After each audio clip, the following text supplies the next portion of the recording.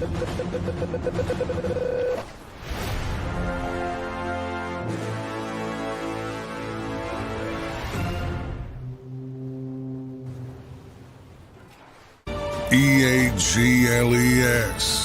Eagles. Welcome in, everybody. Good morning on this Tuesday edition of Birds 365. Got a great show for you planned. Johnny Mac, good Tuesday morning to you, sir. It's officially mandatory minicamp today, so pretty good stuff, but also good stuff yesterday. Some assistant coaches spoke. We got a good show planned with Jeff Kerr and Ed Kratz on today's show. So pretty good Tuesday here in Eagle Land. How you doing this morning, Johnny Mac? Yeah, mandatory minicamp. And I started out with some computer problems, but we're back on track, so that's good. I did see a quick comment about, are we going to hear pads popping today? Come on, guys. There's no pads in the off season. You're not going to see the pads for a long, long while. They legislated them out of the game a long time ago, and this is just T-shirts, shorts, jerseys, and all that passing camp good stuff. And Bobby King, the Eagles' new inside linebackers coach, sort of said that in a disgusted fashion when it's a passing camp. Yeah, a couple things I want to get to, John, before we get to our guests. And it's a passing camp. Shout out to our guys, Twiz, Mark Holmes in the chat, if that's the real Mark Holmes. What's going on, Mark? Screwface, Rashid, SMD Eagles, anybody in the chat, anybody I missed, we appreciate you all being here this morning. Couple things happening in Eagle Land, John. I want to run through them, but the first thing I want to get to is your takeaways from the assistant coaches yesterday. But officially, Jason Kelsey and Fletcher Cox officially retired. Those papers have been filed by the Eagles, so it's officially the end of an era in Philadelphia. Two great Hall of Fame Eagle players. I think they're NFL Hall of Famers. We'll see if they get in.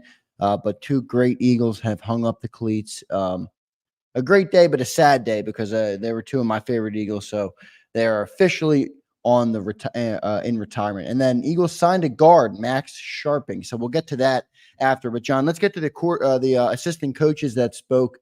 What were your first takeaways? I know a couple of them spoke. Clint Hurt, D-line coach. Doug Nussmeier, the quarterbacks coach, spoke. Christian Parker, defensive passing game coordinator.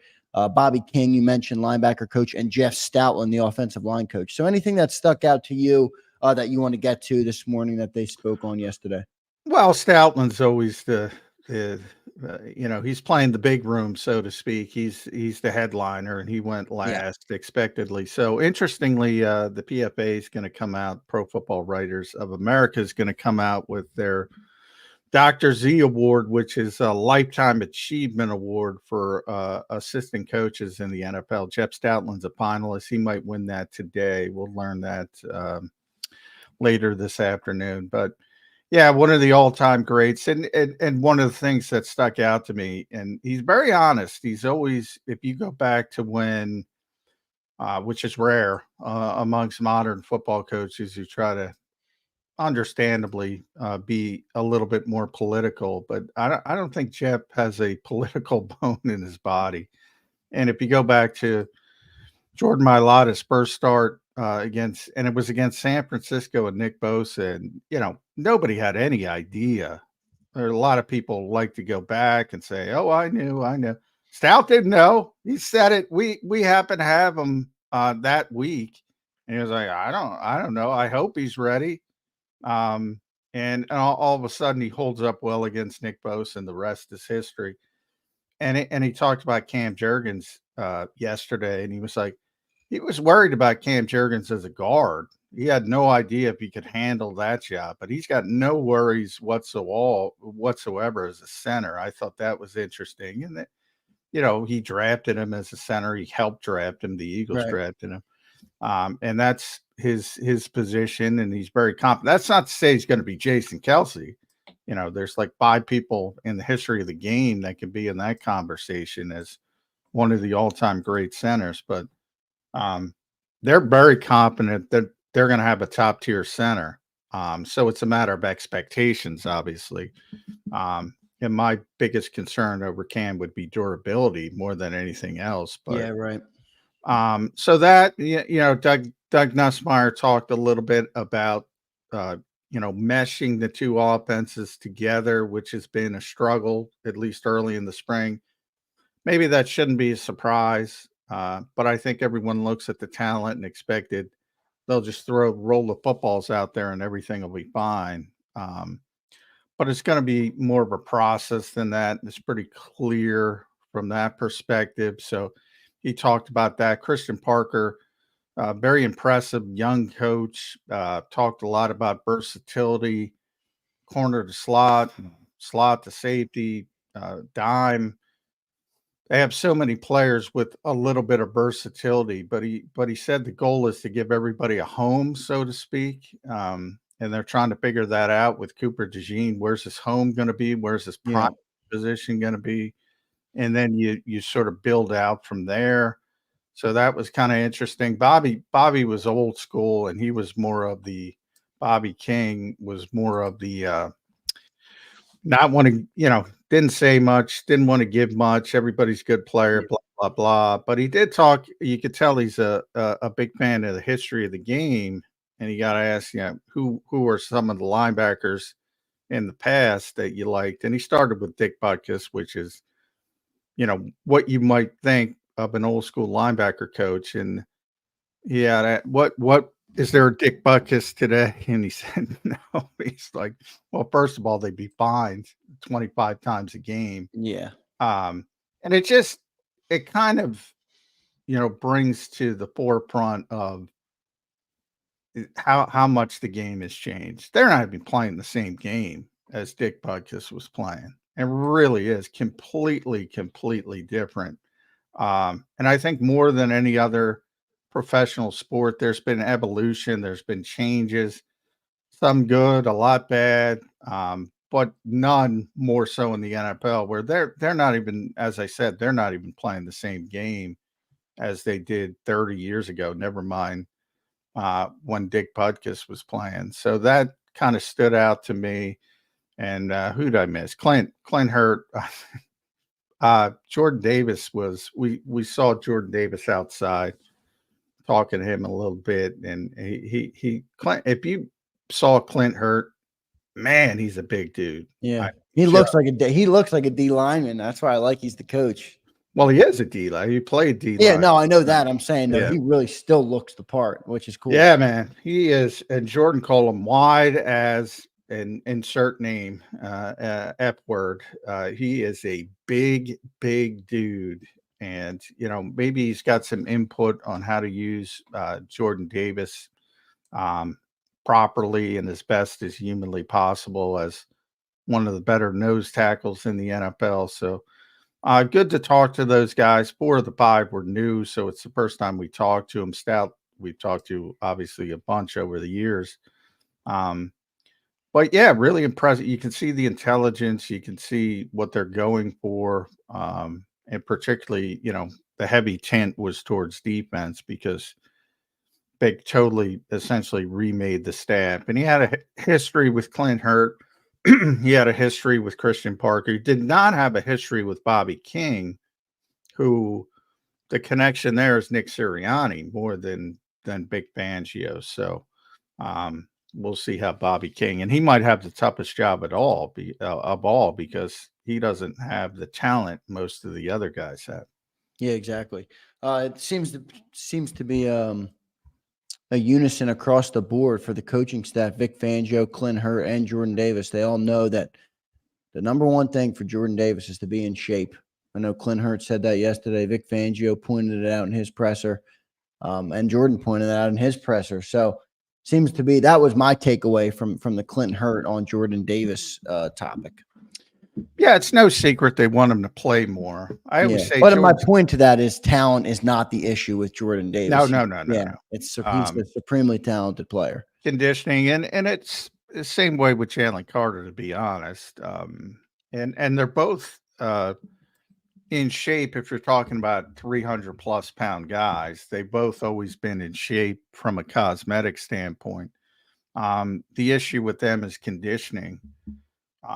And being able to play a heavy amount of snaps because they want them both on the field a lot. And Look, that's part of the negative of being at Georgia because they can come at you in waves because they have so much talent. You can't do that in the NFL. If you're having big drop offs, you can't. You can talk. There's some teams with more depth. The Eagles have had tremendous depth up front for a number of years. There's more question marks this year, but even when they had the great depth, you still lose something.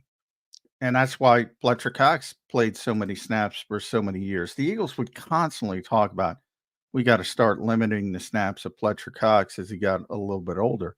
They never could. They never did. Yeah.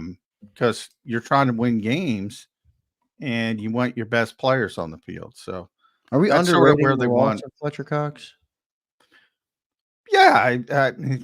I just feel like it's not talked about much. I mean, I know he's obviously a Eagle Hall of Fame player, but yeah, I just I feel like don't nobody's know. talking about it. To me, it seems like it's going to be a bigger deal. I know Fletcher wasn't playing his best ball at the end of the year. I think he was still playing great football, but a lot, something that he was the subject of some criticism the last couple of years. But I think it's going to be a big loss. I have high expectations for the young guys to step up into the role, but it is big shoes to fill. Yeah, it is. I mean, everybody. I let's put it this way. I'm more confident in a weird way that Cam Jurgens, because just what I talked about. Is Cam Jurgens not going to be as good as Jason Kelsey? No, but I know he's going to be a pretty good center.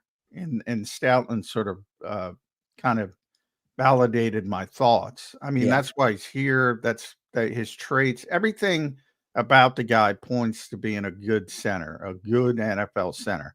Doesn't mean great, doesn't mean Hall of Fame, but you're going to have above average play pretty consistently at the center position. I'm very confident in that. Not as confident in that third um, defensive tackle spot, which in some ways can be a starter. Now, Milton Williams, I think, is a good player, but can he handle the level of snaps? We haven't seen it. And then you sort of drop off to Marlon Tui Pelotu and Moro Ajomo. And if you want to throw PJ Mustapher in there, not as deep on paper as it has been in the past. When Fletcher was the starter and, all of a sudden, Milton Williams is a great backup player. But is he, is he going to be able to take that next step and handle the responsibilities that Fletcher Cox had? Yeah, we'll see how it all plays out. John, what'd you make of Doug Nussmeier, the quarterback coach? He was one of the few offensive guys that spoke yesterday, but he did speak. Any takeaways from him? Yeah, like I said, the most interesting part with Doug is talking about the integration, the meshing of the two offenses together, which I think has been an issue throughout the OTAs, and part of the reason the Eagles struggled offensively. They really are. Like, people talk about new schemes on defense. They talk about new schemes from Gannon to Desai, and now they're talking about a new scheme with Vic Fangio. They're not really new schemes. They're new people. They're playing the same defense. And there's a little bit of change from the perspective of, John McMullen's different than Zander Krause. So if you give us the same defense in the framework, it's still going to look different because we're different people. We might call something different in the moment. So from that standpoint, there's some difference, but it's basically the same scheme, the same philosophy, and it's not. They're changing offensively. We'll see how much, and we'll see how much the old stuff is integrated. But it's been ugly early. And maybe that should have been expected, but I do think because of the expectations, people are like, "What's going on? What's going?" Yeah. I mean, they don't look good offensively. Doesn't matter. It's June 4th. They're not playing on Sunday, so there's plenty of time to get things figured out. But it's been a struggle, and maybe more people should have expected that struggle, at least early in the process. Yeah, Doug also spoke about the clean operation, which you alluded to a little bit, but with the communication and everything, I guess that all ties into the meshing of the offenses, but he really seemed to put an emphasis on the communication between him, between Jalen Hurts, between Kellen Moore. between Jalen Hurts and his offense. So I thought that was pretty good too, because we've talked a lot about how Kellen Moore emphasized a clean operation on offense. So we got a little bit more insight into that from the quarterback coach, Doug Nussmeier. Yeah, and he's had a lot of success with Dak Prescott and Justin Herbert, who are two talented quarterbacks. So, but a little bit different than Jalen Hurts. Nick Sirianni's used the term unique when it comes to Jalen Hurts, and you got to figure out how to best take advantage of those unique traits, and that's still a work in progress, I think, at this point. Yeah, so we will see how it all shakes out with them. But I thought pretty good stuff, honestly, from the assistant coaches yesterday. John, what's your schedule today? What time are you heading down there? I know the Birds aren't practicing until after 1 o'clock, I believe. Yeah, 1:30. Nick Sirianni's going to talk before practice, so about 12. It's supposed to be 12:25, but knowing Nick, it'll be 12:30, 12:35.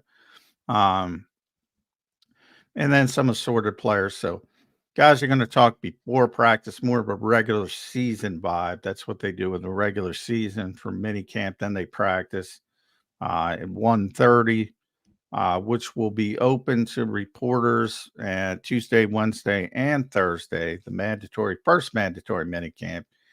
And I should mention Christian Parker did, talk about James Bradberry like you should expect to see him today. So that's going to be interesting as well. Yeah, he was open about that. A lot of communication with James Bradberry, seemed to be talking a lot. So I don't know. I think it's interesting. I mean, what's coming out of the organization is different than what the expectation is, even though everything that they've done, not the words, the actions would point to James Bradberry being gone. We'll see how it all plays out. John, before we get to a break, we'll have Jeff Kerr coming up. Max Sharping, the guard, gets signed for some depth heading into minicamp, heading into late June here in minicamp. What do you make of the Max Sharping signing? Just a depth piece there for the Eagles? Yeah, 33 starts, mainly with Houston. The past couple of years, he's been with Cincinnati, and he was a backup there. He did start in the playoffs a couple of years ago, played all 3 games when Alex Kappa got hurt. So a lot of starting experience. I don't think it's necessarily about Tyler Steen. I know people go there. To me, it's probably more about maybe Matt Hennessy is not projecting as much as they would have hoped. He hasn't played essentially. He has, basically 2 years. He had back-to-back knee injuries, played a little bit, but not much. So clearly they want to maybe have something else with that interior, and also the younger guys. People had Trevor Keegan in the starting lineup. That, Zander. That's probably an indication that ain't happening. Well, again, you get young players quickly, and you see, well, they're not ready, and Darian Kennard and people like this who don't have any experience. Clearly, you probably don't want to go with a young player at right guard with 1 career start and then, oh, by the way, have a backup with even less experience. That's probably not a good way to go. So you get a guy in here with 33 career starts, as I said, and at least you could probably have some kind of competency at the position if worse comes to worse. Yeah, I always think it's interesting the signings they make, like at this time of the year after they have a couple practices, because I think the team starts to see once they're on the field, okay, we need some depth here. Okay, that guy's not going to pan out how we thought he was going to pan out, at least not right now. Well, at least early, yeah. I mean, those 5th-round picks, we talked about a lot. I mean, yeah, there's a little bit too much expectation on them. Yeah, way too much expation. So, well, I guess that comes right after the draft, and then everybody realizes a couple months later that that's not how it's going to shake out. And Eagles sign a guard and push him down the depth chart, and he's history till next year. And we'll talk about him on June 4th which is fine, by the way. There's nothing wrong with it, and Trevor's going to be here, but and every once in a while, people bring up certain guys at certain positions. Puka Nacua last year, every once in a while. But the odds are not in your favor when you start talking about the exceptions. Yeah. Yeah. I think the biggest hurdle for Trevor Keegan's actually going from left to right. I mean, he's Yeah, played and left, they've started him at left guard. Yeah. And and they'll probably expand it as you get to the summer and try to see how he handles it. But they want to get him comfortable at the home position, as Christian Parker called it, for the defensive backs. You want guys to have a home, and then you build out from there. Yeah, so we'll see how that all plays out. Feels appropriate to mention the passing of Larry Allen as we talk about the guard position. One of the greatest guards in NFL history, a little bit before my time. What a dominant player! Yeah, Oh, I watched the one video of him yesterday where I forget who it was. They turned the ball over and he's chasing a guy upfield. I'm like, a guy that big, that fast. I mean, it's truly remarkable. But John, any words for Larry Allen? Any quick stories or anything you have to offer on Larry Allen? Yeah, I mean, 7-time All-Pro. He's one of the greatest offensive linemen of all time. 2 All-Decades team. He was so strong. There was a video out there of him doing 40-something reps at 225. I mean, he just pushed people around. And I talk about, Eric Williams was a big-time offensive lineman for the Cowboys as well. One of the few people that could handle Reggie White. Then he had a little bit of he had a car accident, I believe, and it hurt him a little bit physically and started the descent. But Larry Allen was just, again, people talk about John Hanna at guard, Randall McDaniel, Larry Allen. Those are the 3 best guards. And I'm not going back to the 40s and 50s, but he was dominant. And I talk about those Cowboys teams all the time. They had 3 running plays, and that's confirmed from Jimmy Johnson. Everybody knew what was coming, and they couldn't stop it. And the reason they couldn't stop it, and Emmitt Smith was great. I'm not trying to downplay his greatness, but they couldn't deal with the offensive line. That group as a whole was one of the 2 or 3 best offensive lines of all time. And Larry Allen was the best player on certainly the best offensive line of his generation. And to be the best player on the best offensive line, that's pretty stinking good. Yeah, so rest in peace to Larry Allen. Tough news yesterday that came down in the NFL world. It's a computer problem type of morning. I think Jeff Kerr had a little bit of technical difficulties, but he's back with us waiting in the green room. We're going to take our first commercial break. We'll be back with Jeff Kerr on this mini camp Tuesday. Eagles will officially be out there for mandatory mini camp today, so a lot to talk about on Birds 365. Stay tuned. Jeff Kerr is next. If you missed any of today's show on the JAKIB Media channel, listen to the podcast on your way home. Available on YouTube, Apple, and Spotify.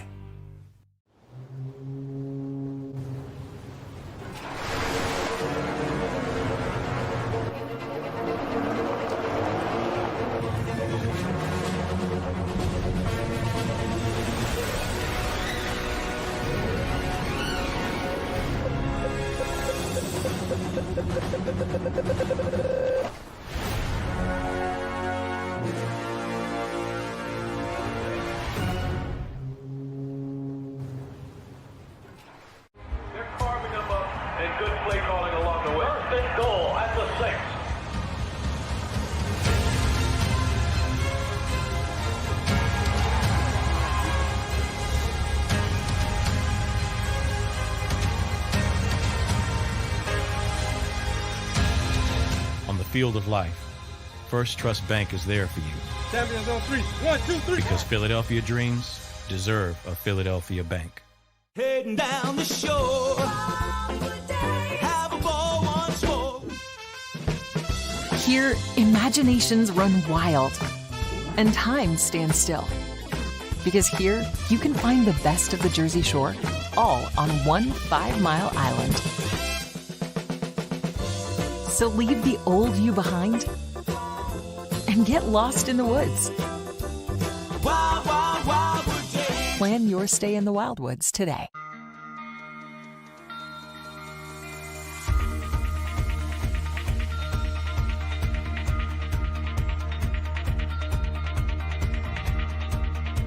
Hi, I'm Jim Muehlbronner, Managing Partner at Delval Insurance Group.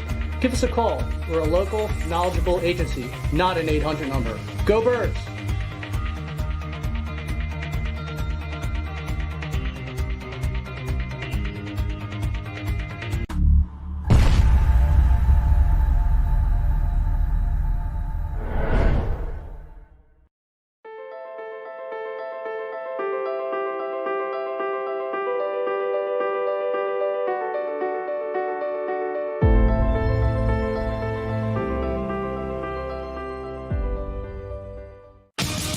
The greatest fans on earth. It's a bold statement, but would you expect anything less from Philadelphia?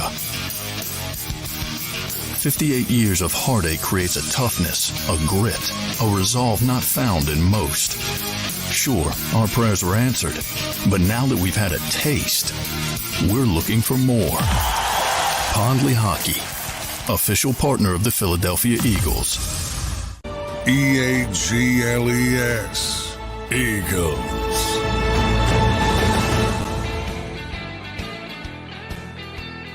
Welcome back in, everybody, to Tuesday's edition of Birds 365. Joined now by Jeff Kerr from CBS Sports. Jeff Kerr, how you doing this morning, man? Nice to see you. Just enjoying the whole Phillies don't play anybody fall out and, assault on Caitlin Clark. But besides that, the Caitlin Clark, yeah. Let's stay away from that. Well, the WNBA got what they needed, though. They got their villain, they got their hero, so that's what makes good storylines. Yeah. And the league itself should recognize, hey, you're getting some eyeballs on you. Maybe embrace it a little bit. Right. But I digress. Or do a backstory on Kenny Carter while they're at it. I digress. Yeah. What were you doing in Erie? What were you driving by the Erie Civic Center? I need to know. I was bowling this weekend, John McMullen. Oh, all right. There we go. Now it makes bowling sense. tournament this weekend. Didn't do well. I was like Jalen Hurts in 2023, just not that great. Not your best effort, Jeff. Flashes of brilliance, but at the end of the day, got to go back to the film room. All right. Yeah. You need some new ideas, some fresh ideas to get your bowling game back on track. And that's what the Eagles have done with Jalen Hurts. It's been ugly. All we can talk about is what we've seen, Jeff. But is this a surprise? Or I think we all assume there's so much talent on this offense. I mentioned before you came on, they'll just roll the footballs out there. It's been kind of ugly early in the process. Should we have expected that maybe a little bit more? Yeah, I think so. So I've noticed this just from watching the two practices, and it's Jalen and Kenny Pickett.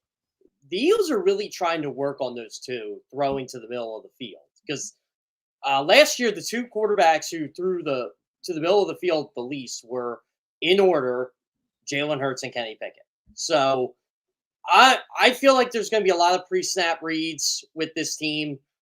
I think they're trying to get Jalen back to that. They're trying to get Kenny involved in that.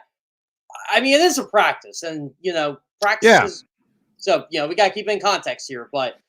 Well, baseball, I compare it to the baseball pitcher working on a new pitch in spring training and everybody gets rocked and everybody's like, oh, what's wrong with so-and-so? He's working on something. He's trying to do something.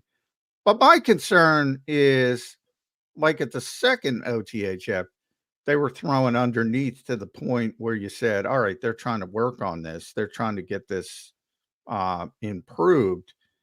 And then I start to think that's fine with Kenny Pickett. That's fine with Tanner McKee. But I get the sense, and I've used the Brock Purdy example because of my old co-host, my old buddy Jody Mack, loved Brock Purdy, biggest Brock Purdy fan on the planet. There's too many people in my estimation that want to turn Jalen Hurts into Brock Purdy, which is stupid to me. I hope it's not the Eagles. I said the same thing on WIP last night with Robin Ashland. It's too many, and it's not just the Eagles. It's the entire league. Everybody all of a sudden wants to be Brock Purdy. Well, there's only one Brock Purdy. I don't know why teams are taking stuff away from Jalen Hurts that isn't why he got $51 million a year. Let this guy be Jalen. Let him be this star quarterback that you developed in 2021 and 2022. Like, I mean, the guy had a stretch where he won 29 out of 31 games. Like, he didn't do that just by being a point guard. He did that by running the football, by extending the play, by going deep. Just keep doing that. Yeah, I think it's weird though, because the Eagles have they're the one team with the star quarterback that is building their team.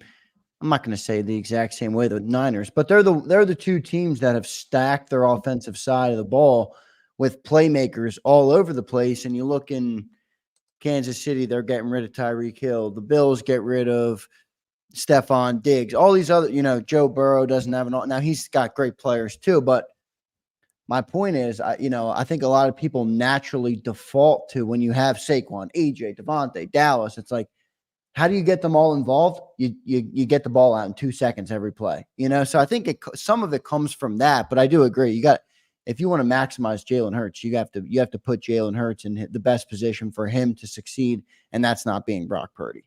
Exactly. And are you trying to make Joe Burrow Brock Purdy? No. Kansas City kind of had to make Patrick Mahomes that last year because they didn't have a deep threat. Now they can let him be Patrick Mahomes again. I just think we're getting too caught up in look at what Brock Purdy's doing over a year and a half, and why is this working in San Francisco but not anywhere else? And I always like to point out that look, I'm not being a hater here, but how many championships does San Francisco have with this genius scheme?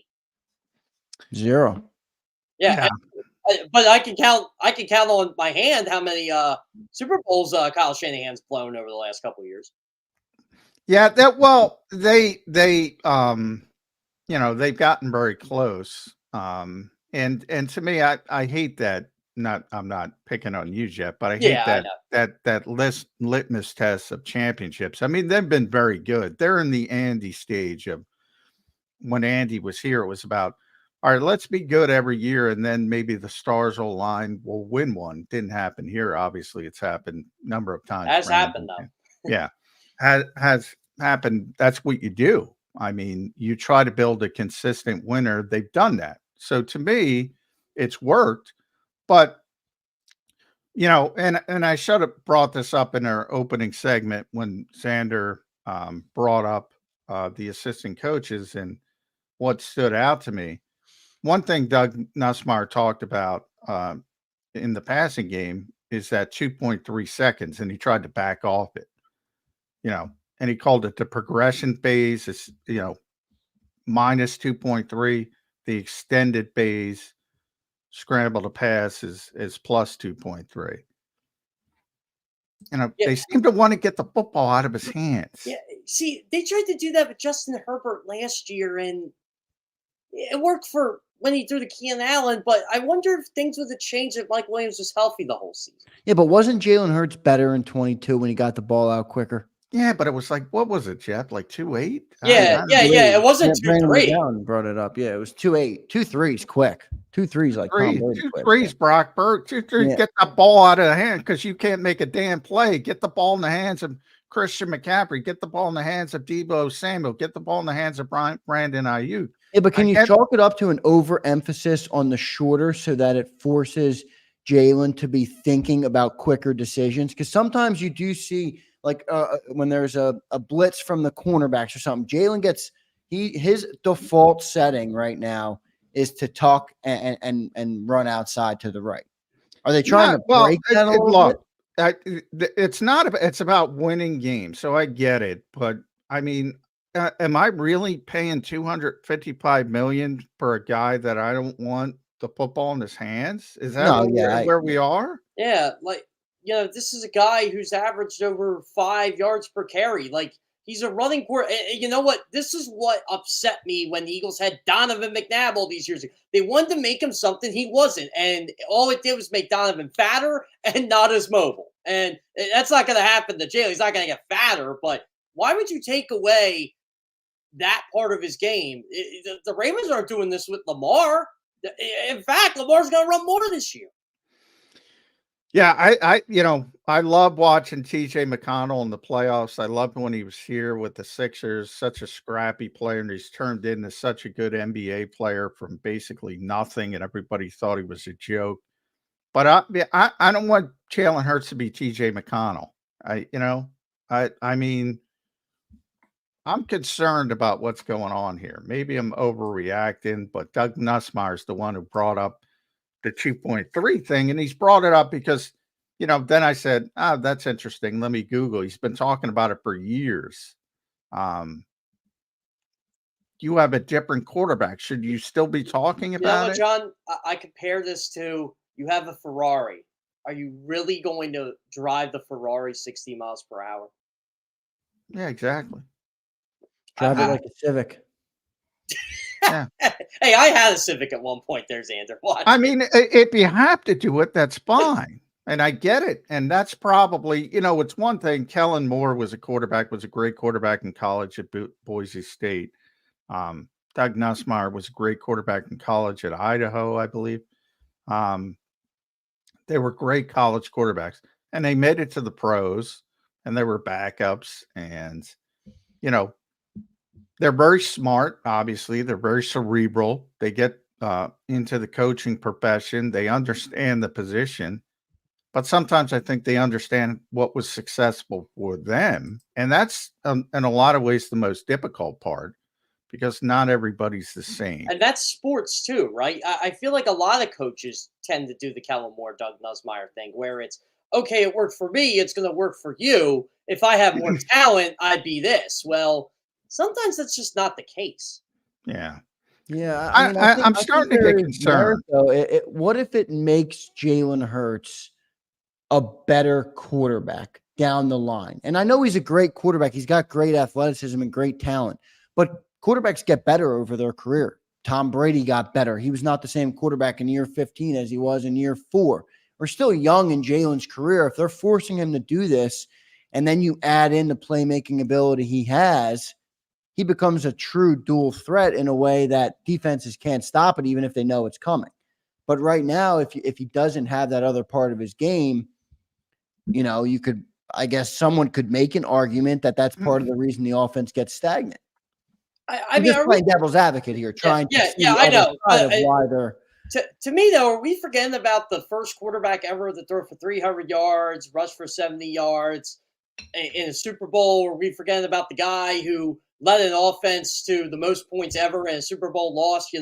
It's almost like this franchise just wants to change who this guy is and how he probably should have a Vince Lombardi trophy in his hands if it wasn't for his defense and special teams. And that's what frustrates me. I'm like, why don't you just keep trying to run it back with this guy and get the most out you can for him for the 5 to 7 years you're going to have?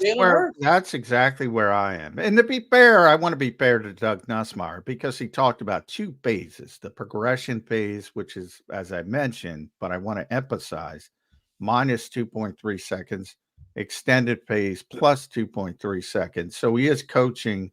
We called it structured chaos of quarterbacks and wide receivers with the extended play. So he is coaching that. I don't want to, but there seems to be more emphasis on the first 2.3 and getting the football out of their hands when we're watching in practice and everything's underneath and guys are jumping routes and there's pick sixes. Again, it's May. It doesn't mean anything. It's a passing camp. The defense knows what's coming. It's going to be different when the run game's involved. Saquon Barkley's not even freaking involved. There's no pads. It's going to be different. It's going to be more difficult. Devontae Smith is going to be out there. And the talent ultimately is going to take over. I do think the floor for this offense isn't very low. I think they have too much talent. They're going to be good. But I just don't like where things are going with Jalen Hurts. I get this impression that they want the football out of his hands. Which it doesn't make sense to me. I used to joke for years and years and years about Dak Prescott. Dink and dunk Dak because he got rid of the football quick. And I'm like, well, you can't dink and dunk your way all the way to a Super Bowl. You just can't. And really? Because Tom Brady did. In his 40s. Well, 40s or 20s. Tom Brady also had. I'm laughing about, are we turning him into Brock Purdy? Now we're turning him to Tom Brady? No, I'm just saying that style. No, I'm not Well, saying. Tom Brady also had an arm too. Like, I know. I don't know why we're trying to. Saying. I just don't know why we're trying to hide Jalen's arm. I think Jalen would benefit sometimes from taking what's given to him, make the game easier for him. And I think maybe there's some philosophy there that the Eagles are trying to instill in him. You don't always need to make the play. It's great to have in the toolbox, but remember, it's a long season. It's a 17-game season. The war of attrition matters in the NFL. If we get to the playoffs and you have a bum knee because you wanted to run in week 6, maybe that's not the most productive way to build the football team. Yeah, but guys are going to get hurt. I mean, that's just the nature you can't of the legislate beast. injuries. I get that, but this is my thing. Jalen Hurts had a 121 passer rating 2 years ago when he threw passes 25-plus air yards or more. That was clearly number one in the NFL because he was going A.J. Brown deep. He was going to Devonta Smith deep. Right. Last year, that fell in the 80s. Why? Because all of a sudden, the Eagles decided in their infinite wisdom, why don't we try going Quez Watkins deep because we got to give Quez Watkins the football. How about we give our good players the football? Well, yeah, that's another one I get into. Yeah. We got to get so-and-so involved. No, you don't. No, you don't. Exactly. I don't care if Quez Watkins ever touched a football. Yeah. Yeah. That to me is like, all right, the Bulls in their prime. Don't give it to Michael Jordan. What? Why? What? Yeah. You know what? Maybe they should give it to Luke Longley and see if he can get going. You got to get Luke Longley involved. You got to, guys like that, John Paxson back in the day making big shots. They get involved in the flow of the game. And the flow of the game, the Eagles' complementary playmakers should get involved. And when the play comes their way, they got to make it. Quez too often didn't do that. And that's why they're going in a different direction. And I defended it in 2022 because early in the season, Quez was making those plays. And you had a right to go back to him. But you could tell later in the season, don't give this guy the football. I mean, he caused Gardner Minshew against Dallas. Oh, yeah. Yeah. They should have won that game. Now, Gardner came back the next game against New Orleans and played poorly, but they should have. Gardner played very well in that Dallas game. And Quez twice left him hanging out to dry. So you're right about that. I didn't mean to go down this Jalen Hurts route, which is going to be obviously controversial. So, people don't like it when you criticize the quarterback. I'm not criticizing. But are we criticizing the quarterback? I'm not. That's what I'm saying. I'm not criticizing the quarterback. I'm criticizing everybody else who thinks they have to do these things for the quarterback and turn them into essentially a glorified point guard, as you mentioned, Jeb. And I brought it up before when Nick Sirianni calls him unique, and I'm not taking away his superpower. You kind of are. I think they're trying to take away his superpower.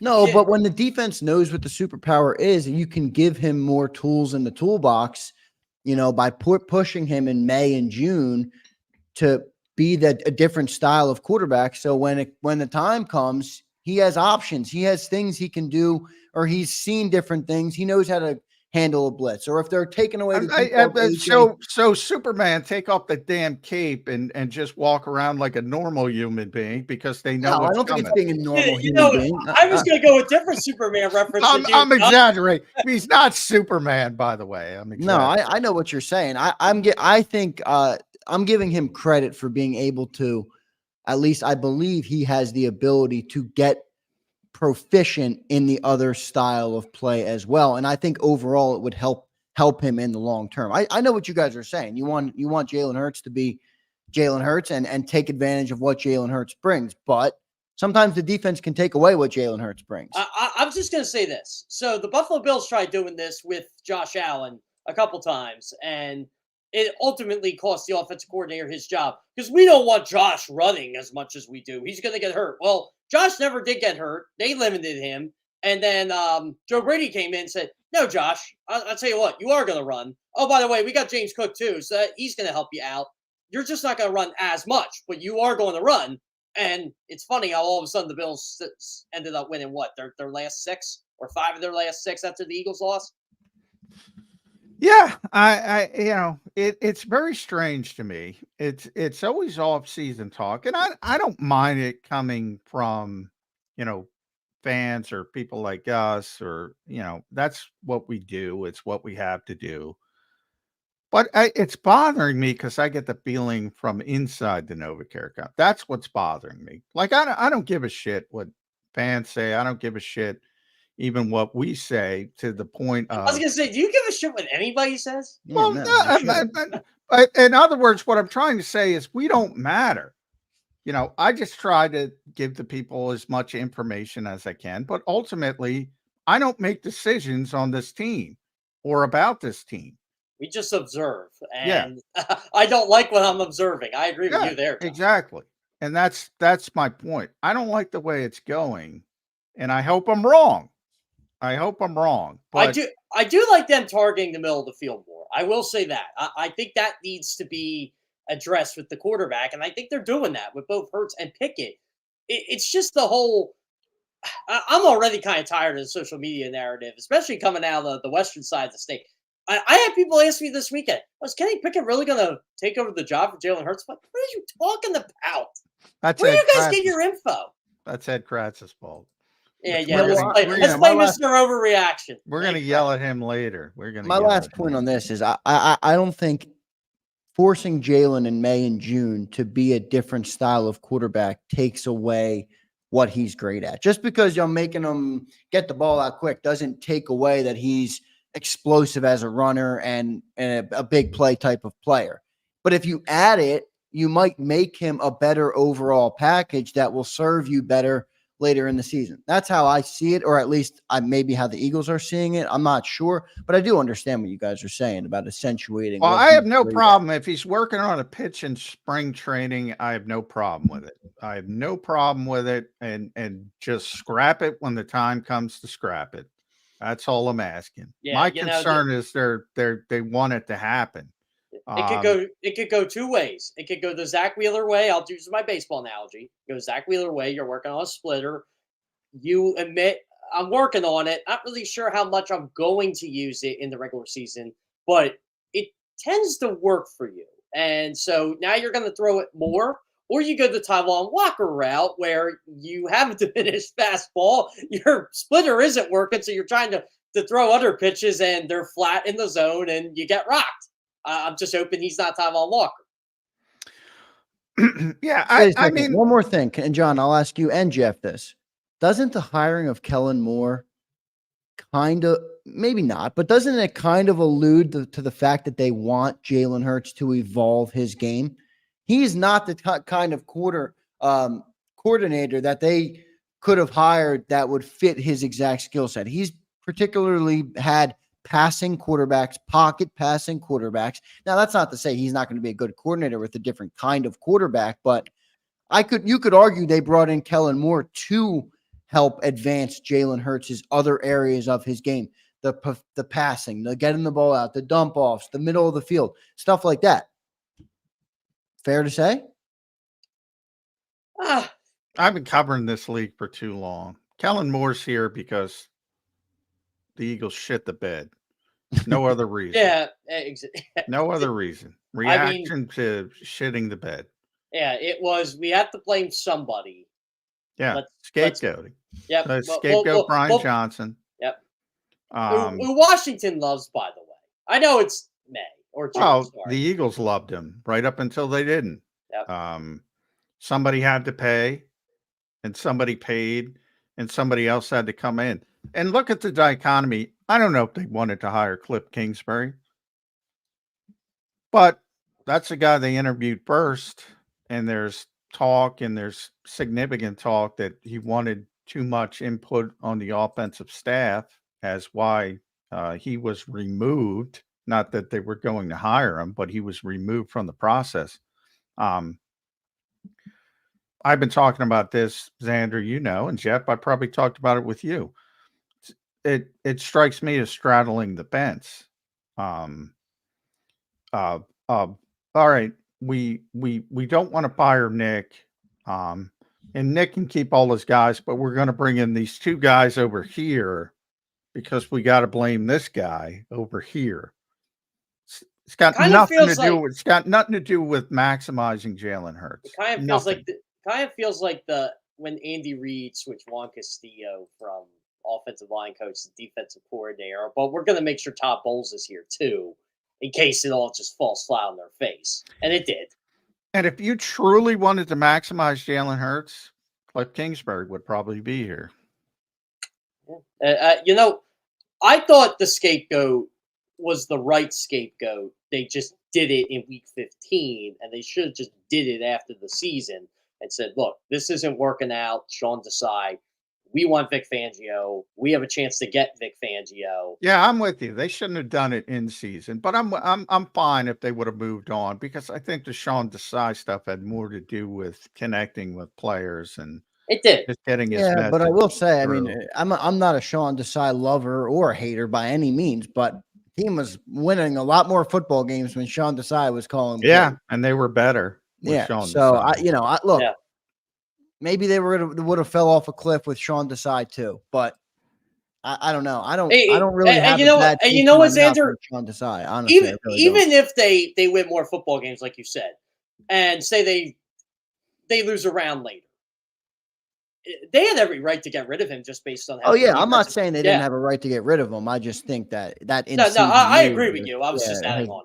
The more I look at it and the further we get away from it, the more stupid it looks to me in hindsight. All right, I'm going to stop angering people. I want to ask you, Jeff. The shoe dropped. The Justin Jefferson shoe finally dropped. About time. And Joe Banner's immediately out there. God, I love Joe. Joe's awesome. Devontae Smith should fire his agent. Maybe he should. Maybe he should hire Drew Rosenhaus, since Joe Banner always did so well working with him and popular client of his. How did the Eagles get this done? Is it just about having players that are willing to take less? I think that's part of it. They seem to get it done, and nobody else gets it done, and everybody else has got to pay a tax. And Seems now like the market has. It's a culture thing, right? Is the grass really greener on the other side? Do I really want to kind of upset this organization that I already like? And maybe Devonta Smith's just like me, hey, give me $25 million a year. I'll take that. Now, how much money do you need? Yeah, the interesting thing is, though, he's represented by Clutch Sports. Clutch Sports is not notorious for taking haircuts for the betterment of teams. I mean, and look, they're an agency. Their job is to go and get more money. I'm not criticizing them by any means, but I do think maybe it was Devontae Smith here. Maybe it was Devontae saying, I know the market's going to explode. I'm good getting $25 million on my 3-year deal. Where I think Devontae got burned was that they worked the 5th-year option into the deal, and that lowers his averages and it also locks him in a lot more. Like Justin Jefferson's not, his 5th-year option's not in that deal. He's about to get paid quick, and he's going to be back on the market when he's 28. Devontae Smith kind of from that perspective, but I do think, John, you always say it takes 2 to tango, and I think Devontae Smith maybe, I don't want to say he overruled his agent, but I think any agent with a brain. I mean, I'm sitting here on Birds 365. I knew the wide receiver market was going to explode. I'm not going to. Well, I asked AJ flat out. I asked him at his press. I go, you could have waited and gotten a heck of a lot more. And what to? Yeah, it's pretty amazing. So, Eagles fans who have criticized certain guys, AJ, you maybe should rethink that, because he could have gotten a lot more money if he would have waited. Same thing with Devontae Smith. Same thing with Landon Dickerson. Same thing with Jake Elliott. Same thing with all of them. You know what, John? My biggest concern hanging into the offseason regarding player contracts was A.J. Brown settled it before on draft night. It was, how's A.J. Brown going to get paid even more guaranteed money after this season when that runs out? Is it going to be an issue? Is it not going to be an issue? Is AJ going to hold this franchise for ransom? And it never happened. And I'm glad. And that's credit to AJ Brown, the player, for A, wanting to be here, and B, just setting the market before it was going to be reset. Yeah, and I think that's Howie Roseman. That's the genius of Howie Roseman too. I would bet that Howie Roseman initiated that extension before And he AJ Brown. should. If He you was guys smart remember, to a do few that. short months ago, nobody was talking about AJ Brown getting extended this year. He still had 2 Oh, years left on no. his deal. No. That wasn't even a No. talking point. It wasn't even a thing Yeah. to look for. And Now it he's was extended. funny, Zander, because if you read the contract, you would have had to give him an extension within the next year or two, and the Eagles Right jumped, after next year, on with 1 year left, I think is what people would have expected, But Howie probably knew. Look, these guys are up for their contracts. If I can jump ahead of this, even paying $32 million, it's going to be a steal in a year, and it is. And that's where we have such an advantage with Howie Roseman that you just John, can't. I mean, it's amazing. John, do you want to hear something really funny from social media yesterday? I decided to dig into the rabbit hole, not respond to replies, but read them. And a lot of it's when I made the tweet about Cowboys fans, or not Cowboys fans, like, what are the Cowboys doing? Waiting for Prescott, waiting for Lamb. And a Cowboys fan actually said that you wish your team had that problem. What problem? What problem? I'm like, you want to pay CeeDee Lamb $40 million a year? You want to pay your quarterback $60 million a year? Oh, by the way, you got to pay Micah too. You just want those three players and nothing else around them? Yeah, I think he didn't understand your point, but yeah, that's sometimes fans love their teams. Nothing wrong with that, but yeah, I mean the Eagles. And by the way, it's Joe Banner. Joe Banner started this, not Howie Roseman. Howie learned it from Joe Banner. He was the one who sort of set the NFL toward on this path, and not enough people. Just ask Joe; he'll tell you. Not enough people will have copied them. In fairness to Joe with the whole T.O. contract, T.O. did get rid of his agent who gave him his initial deal with the Eagles. Now, Jep, and at Jep Kerr CBS, make sure you follow Jep on X, Twitter. Read him at cbssports.com. Eagles signed a guard with 33 career starts, 36, 38 actually, if you include the playoffs. So playoff starting experience. At this point, the eve of minicamp, what were your first thoughts of them doing that at this point? Because I didn't go to Tyler Steen. I went to the other guys. I'm like, Yeah. They're probably not happy with Matt Hennessy. They're probably know Trevor Keegan's not ready. Is that where you went, or did you go in a different direction? No, I kind of went. So I look back at 2017, right? Remember in 2017, they had Isaac Seumalo at left guard. He didn't play well. He got hurt. And remember who got the first crack? It was Chance Warmack. Warmack, yeah. Who signed earlier. And the Eagles kind of knew at the time, it's like, okay, maybe this guy ain't it. We'll bring in Stefan Wisniewski again, Old Faithful. And he ended up being the starting left guard on that Super Bowl team.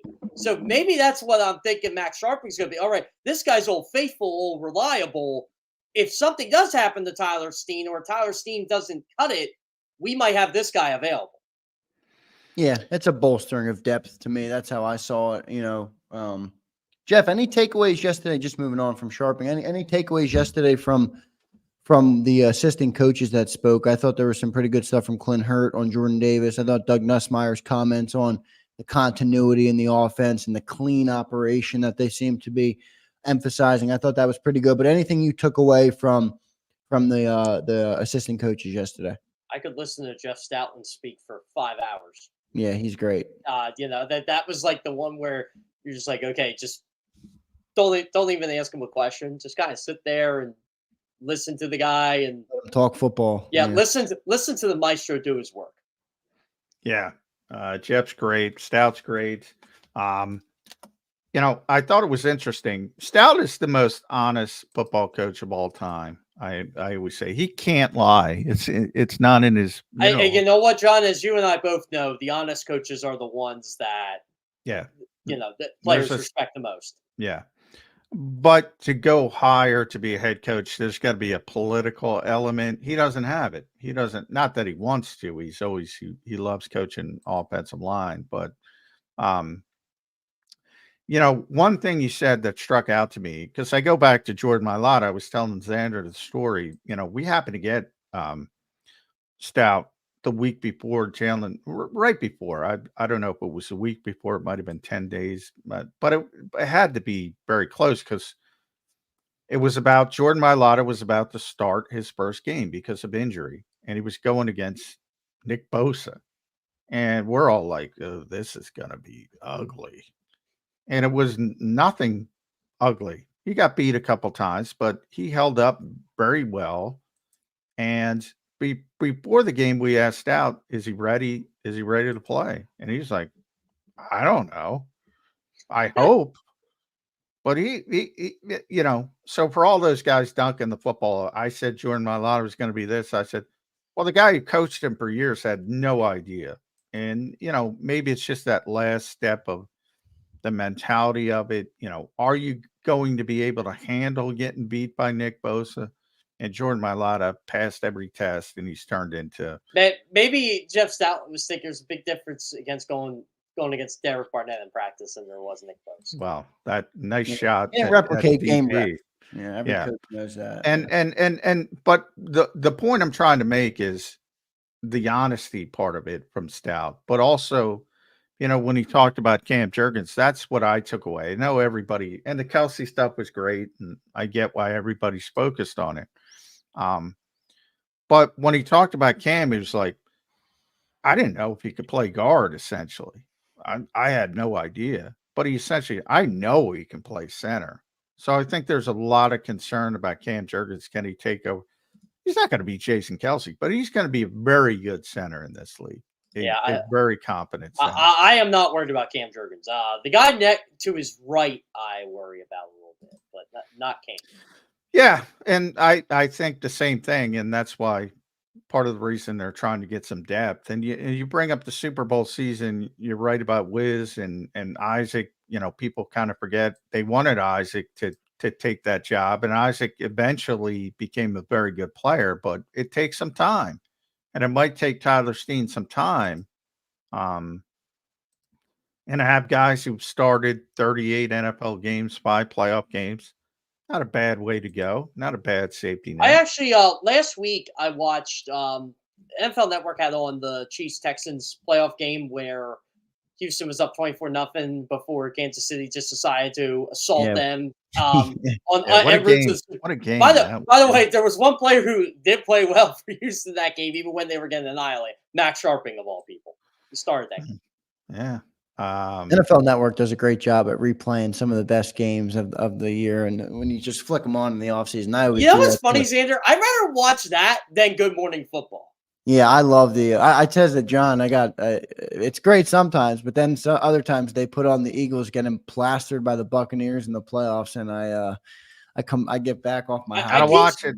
Gotta live through it. Yeah, play more 90s games, NFL Network. I'm begging you, put on the good announcers. That's exactly what I would expect Jeff Kerr to want them to play. A football historian. Play that game against Green Bay where it was ugly and they won 10-7. And Bobby King was talking about Dick Butkus yesterday, and somebody asked him, "Hey, who's comparable to Dick Butkus?" And he's like, "There is."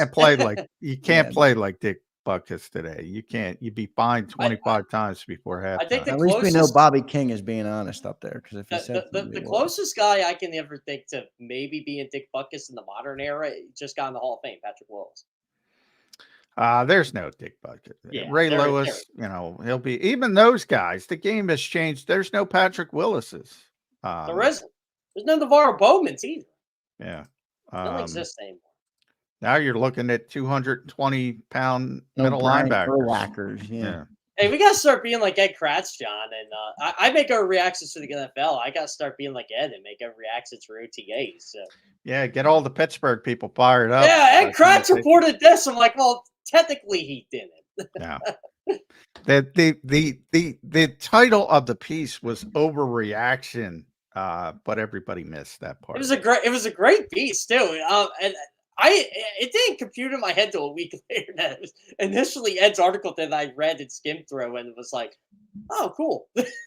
Kenny Kenny Pickett. came back to earth though at the second OTA. He Yeah. must have read his own headlines, and it all came. Well, back. everybody came back to life. All the quarterbacks. Tanner Yeah. McKee came back to everybody played. Well, that's why I was really. curious to hear what Doug Nussmeier had to say yesterday. Did anything stick out, like why these guys are? But I guess it's My overreaction for the second OTA was make Isaiah Rodgers CB2, baby. Yeah, they asked what's his name about that. The Well, and Bradberry, Bradberry's now. It looks like he's going to show up. I mean, we're keeping you late, but what the hell, Jeff? What I think there could be more harm than good. I mean, you have all these young cornerbacks, Quinyon Mitchell, Cooper DeJean, Isaiah Rodgers, still young. Kelly Ringo. And coming back all 500 days of inactivity. Kaylee Ringo, Eli Ricks, even if you want to go down to Josh Joe. You're taking reps away from those guys that need reps. I don't know if it's the best way to go about it. He's not going to be here.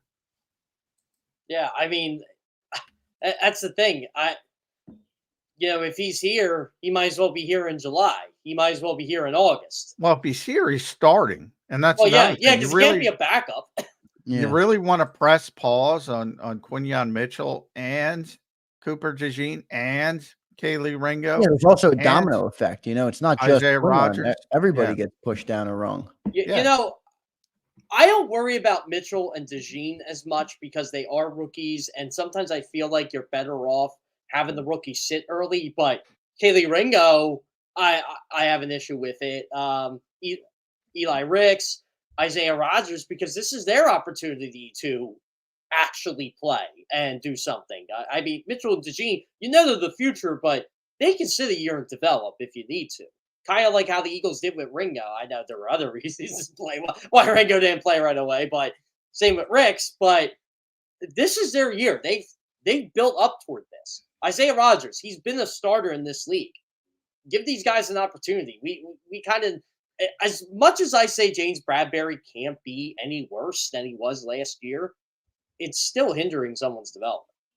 100%. But I will say, if Bradberry does end up being here, I think he's going to have a good year. I don't think he'll be here, but if he does, I think I've been saying that for months. Yeah. I wouldn't have drafted a corner. Now, again, the board fell the way if one of the tackles they liked with some guard versatility fell to 22, I think that's the way they would have went. Yeah, or even if Cooper DeJean was selected before 40, and they didn't have a chance to go and get him. Maybe then there's a certain guy that Pittsburgh took. Yes. In the first round, I think the Eagles would have gladly taken. Yeah, I think, but Andy Weidel beat him to the punch, and I think they shipped it, and I have no problem with them shifting. But once you ship, and then you get Cooper in the second round, which even highlights it even more. No, you can't keep James Bradberry. But, they're going down this route for a day 3 conditional pick, push it down the road. Is it worth it? I don't know. No, it's almost like you have to get something for it. No, you don't. You signed into a bad contract, own it and eat it. You got something from him. You got an all-pro season. Say thank you.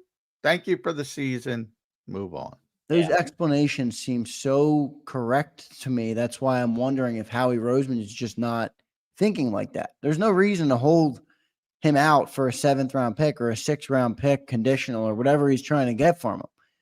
Move on from him if you want to move on from him.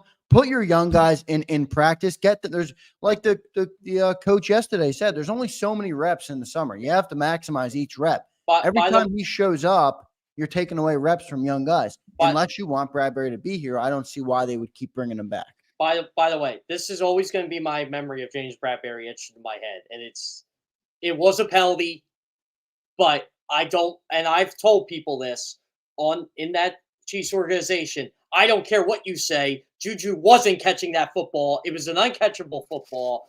It was a penalty, yes, but there were more egregious plays that were penalties in that game. Take accountability, Chip. Come on. James did it. James he did it. He admitted he did it. And by the way, Christian Parker said the same thing. I've been saying it. Ultimate professional, tremendous guy. I did it. I hope they didn't call it. They called it. Yeah, he did Turn the it. page. Yeah. Boom. Yeah.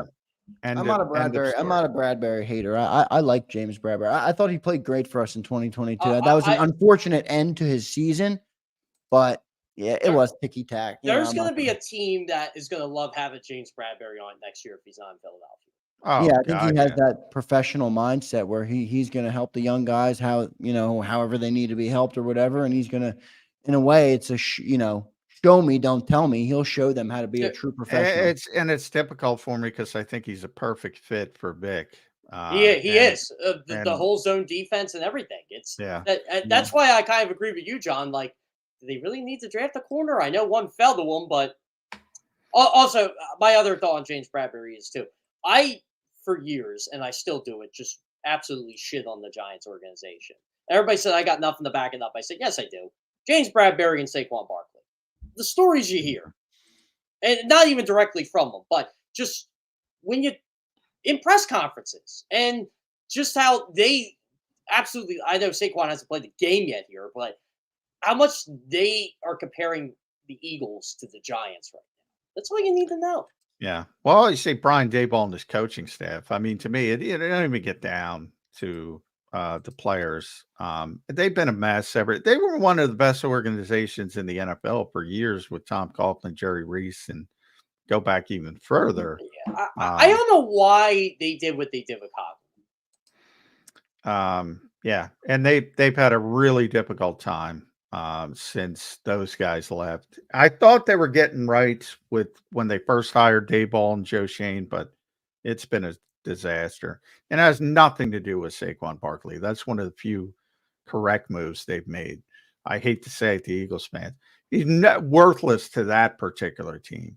I'm not saying he's worthless to the Eagles because the Eagles are ready to win. For that team, worthless. He proved he couldn't elevate him. So why are you bringing him back? The only year he elevated them was 2022 when they were over-relied on him. Yeah. And even that, Daniel Jones played very well that year. His rookie season, he elevated them. He was tremendous his rookie season. But then he tore his ACL. Yeah. By the way, I hate to be, because I am one of the bigger Saquon Barkley fans on this planet, but my biggest criticism was at Penn State, he never took the 3 yards. He always tried to get 33 instead of 3. Very familiar. There's another Penn State back who had that mentality. Funny how that works. And you know what? Right here in Philadelphia. Yes. Yeah. You know what? Let's just bring the Penn State running backs in, though. They seem to do well when they're here. Yeah, we'll see how it all plays out. Jeff, thanks. We got to run, man. We went way over with you. We appreciate your extra time and sticking it out and having some good talk with us. We'll talk to you soon. Make sure you guys follow Jeff on Twitter at Jeff Kerr, CBS. Read all his work at CBS Sports. Does a tremendous job for them. Jeff, thanks, man. Thanks, guys. Yeah, thanks, bud. Jeff Kerr joining us on Birds 365. We'll take a commercial break. Coming up next, Ed Kratz. We'll have Ed Kratz right after the commercial break. Went long with Jeff, so we won't have much time for Johnny Mac and I to chop anything up, but we'll have Ed Kratz coming up next. One thing I want to get to, John, before I go to a break. And there's some expletives in this comment, but I like it. You do not make that effing call in a Super Bowl to end the game on James Bradberry. I get it. I agree with the accountability point where he did do it, but that's the feeling in my gut. So and the only reason I bring that up is because I don't hate James Bradberry for it. Like some people are like, oh, I hate a player because he cost us this game. I don't view it like that. I didn't view it like it was all on James Bradberry in that game. I thought there were some other things that happened in that game that were even more important than that. But I like James Bradberry. I'll go out on. I'll die on that hill. I'm a fan of James Bradberry. I think he's great. I say it's all fans learn from James. Take accountability. You get calls too. It's not about that. But don't you kind of agree ending the Super Bowl and that's a little ticky tack? No. Really? No. It was cover. Don't blow coverages. Cover a punt. Punt well. I never that's a. I never could argue that call could be made on every play of the game. I never blame officials. Ever, ever, ever. You will never hear me blame officials. NFL coaches teach from day one: control what you can control. James Bradberry said it flatly. It was a penalty. I hope they didn't call it. It's one of those savvy things veteran players do. They hold all the time. They reach, they grab. They saw the jersey. When the jersey comes out, sometimes they call it. Sometimes they miss it. He wished they didn't call it. They called it. And I concerned blown coverages, blown punt coverage, bad punt, things like that. Those are the far more meaningful and impactful points of the game than a penalty that was called. Yeah, I appreciate the perspective of control what you can control. Blaming the refs is going to get you absolutely nothing, like it has for 50 years in sports or even longer. People have been blaming officials for ever, and it's never done anything. But I'm not going to sit here and say I'm like, oh, that was egregious by James Bradberry. But I agree. They're egregious. It's a penalty. The guy said it's a penalty. The guy who committed the penalty said it was a penalty. Why are we still having this discussion? Yeah, I know. We're just talking about James Bradberry, Johnny Mack. I'm trying to get you fired up, and it seems to be working. I'm just kidding. All right, we'll take our next commercial break. Well, coming up next, we have Ed Kratz will join us. John's co-patriot at SI.com. Does great work, even stirred the pot a little bit with Kenny Pickett. So we'll see if he can stir the pot some more this week with minicamp. Stay tuned, everybody. Ed Kratz is next on Birds 365. If you missed any of today's show on the JAKIB Media channel, listen to the podcast on your way home. Available on YouTube, Apple, and Spotify.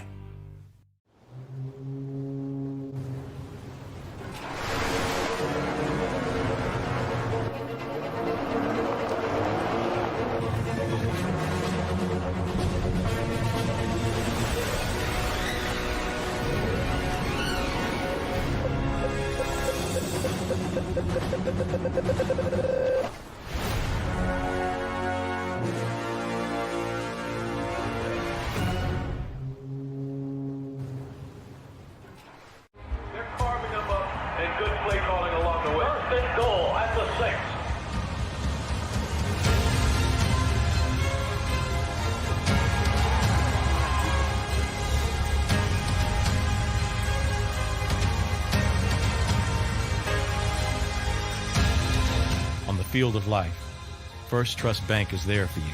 Champions on three. 1, 2, 3. Because Philadelphia dreams deserve a Philadelphia bank.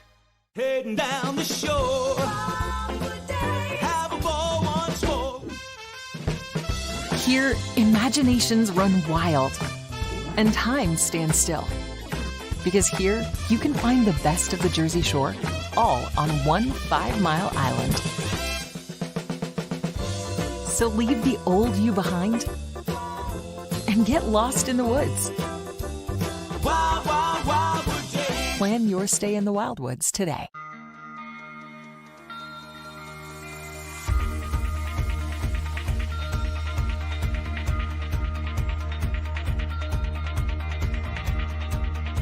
Hi, I'm Jim Muehlbronner, Managing Partner at Del Valle Insurance Group. Give us a call. We're a local, knowledgeable agency, not an 800 number. Go Birds!